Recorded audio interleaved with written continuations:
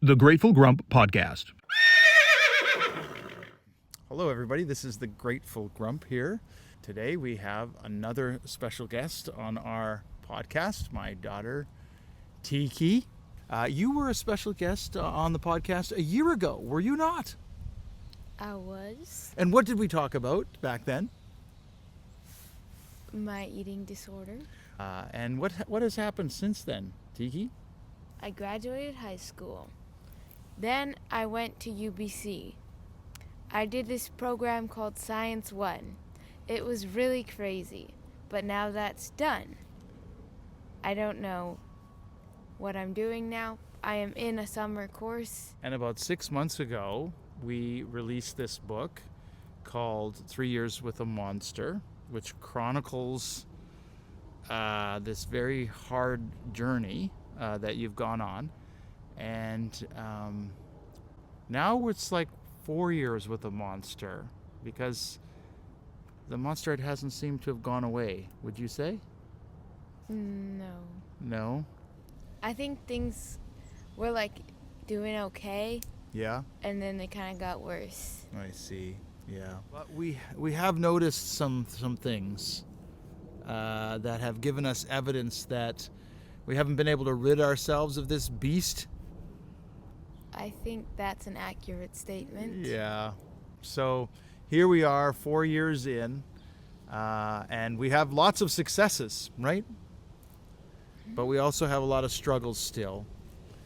Now, you were saying on the walk over to this beautiful park how this eating disorder makes you feel. I said it's all really stupid Yeah.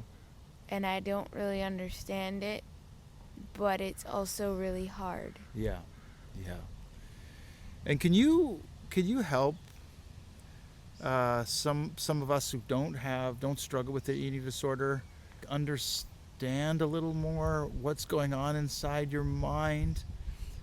Because we've worked so hard to get to this point where we have all of this success, and then it seems like bit by bit you're going back into that hole that you don't want to be in, but here you are. Can you tell us a little bit about that struggle?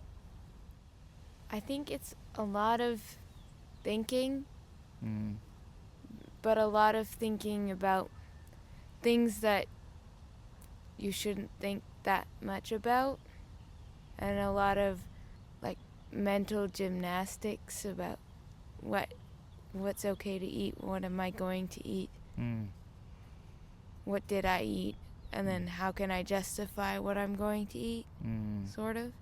It's kind of really annoying, but also it feels like I can't get rid of it.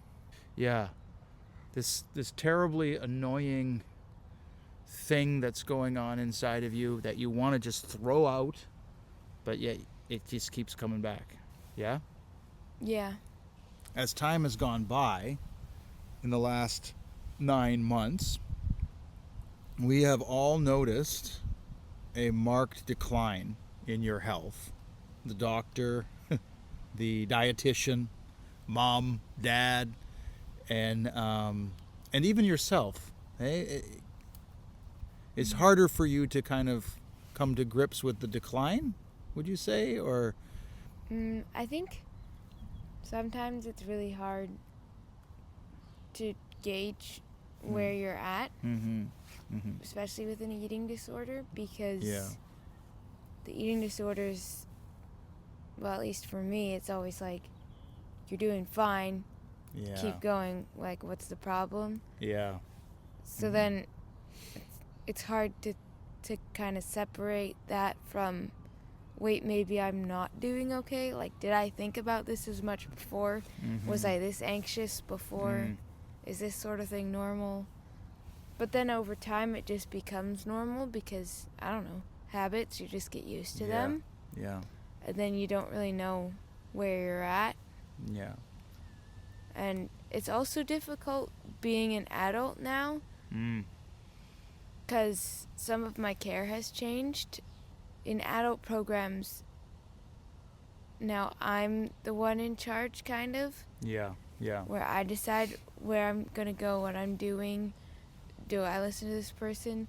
And I mean, it was kind of the same in youth, but more so parents and my support team were telling me what to do. And like, I can't really say forcing me to go places and do things or eat things, but like strongly encouraging me like there was no other option. Yeah. And so now you're kind of feel more on your own, a little more cut adrift from the support, or? Well, maybe a little bit, but it's difficult because it's not like people are telling me what to do anymore. It's like I have to tell people what I need.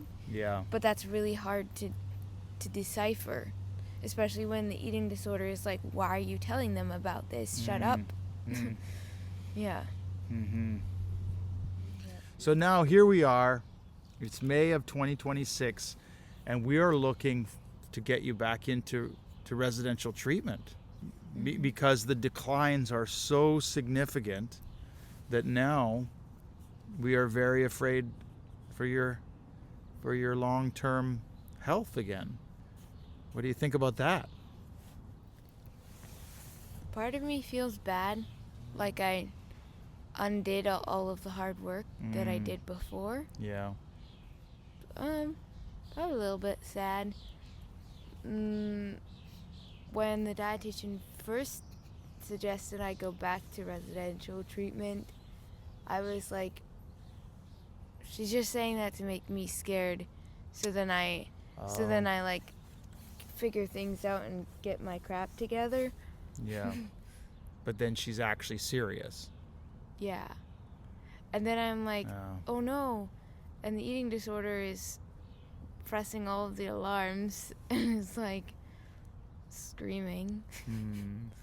Yeah. So then I've talked about it with a lot of different people, like each person in my family separately and each person in my care team. And everyone seems to think the same thing. That you should go back to residential treatment. Yeah, or if not that I should do what I can to take care of myself because they've noticed some differences. I guess it's really hard to decipher between your authentic thinking and the eating disorder thinking, right? Because sometimes you're just like, I'm fine. And everybody else knows you're not? Is that an accurate assessment? Or can you tell? Well, I don't know. I think sometimes, like, there are times when I feel, okay, I'm not well. Like, I don't have energy. Yeah. I don't have these things that I used to think or do or be like. Yeah. And then there are other times where I'm like, I have a great day, and then I think, what's the matter? Why is everyone saying I should go to this place for more treatment and whatever? So we don't really know what's happening. We're inquiring and searching and trying to find, because Tiki is an adult now, you've aged out of the program. So we're trying to figure out what's next. But Mom and Dad are pretty much hitting the red alert button. But some of the, like the hysteria and the violence, the screaming, all of the stuff of those early years is long gone. And we're happy about that. I mean, we're not doing like FBT anymore. Yeah. So I'm not being like, well, not force-fed, but essentially well, that. Pretty much force-fed is what it was. So, so there's, things aren't as bad as they once were, but they're bad enough to give us all a great concern. So, I know a lot of you have prayed and sent well wishes and stuff, and we ask you to continue to do that. This is such a big struggle for Tiki, and to go through Science 1 on a malnourished brain, like, that's a major accomplishment. Like, you did it, and you're It's not the way I wanted to do it. No, but you did some incredibly hard university courses with not everything working well because of Well, because of malnourishment. It's hard to say that, isn't it? You're like, I'm not malnourished. What's the matter? Or do you... Sometimes, but sometimes it's also like, didn't my brain used to work a lot faster? Yeah. And then it's like, I'm just stupid. But then it's like, wait, no, I was smart before. Yeah. Yeah, I don't know. You got to fuel that brain. But that, I guess that's what's so damning about this eating disorder. Hey, is it just tells you lies that want to destroy you. And somehow it's just so difficult to shut off the lie. I hate this. I hate this monster so much. Final thoughts. I'm thankful for the people who care about me even if they live far away or don't know me very well. I think that's really special. And they find that connection through Christ, kind of, I think. And I think that's powerful, even if it feels like things are going the wrong way. Can you say a word about how faith may have been helping you through this difficulty?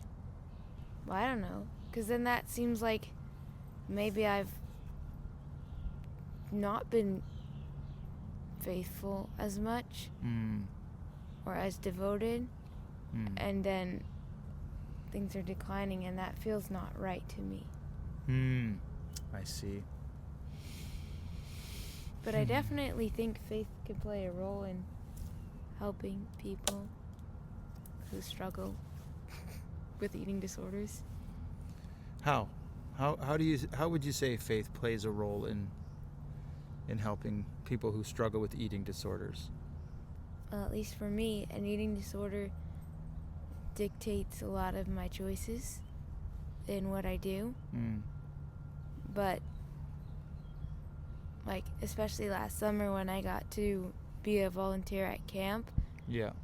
it was like the faith part of things, or knowing that God is there, kind of helped me make decisions more.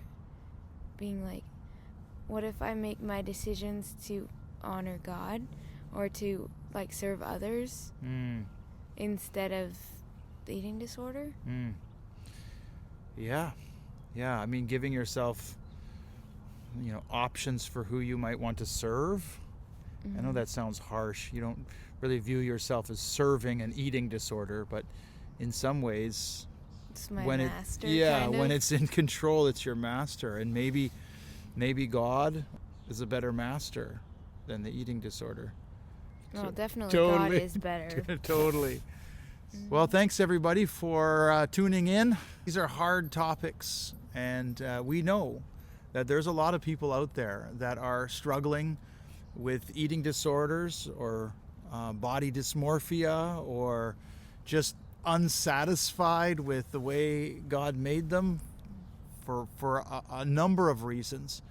And that's one of the reasons why we ended up writing the book, was to try to help people. And so continue to pray for us, and if maybe there's something that's said in this podcast that's helpful to you, or you've picked up our book and read it and found some help in that, then we're happy about that. And that's why we're reaching out. So thanks everybody. Goodbye. Bye. Can I give you a little kiss?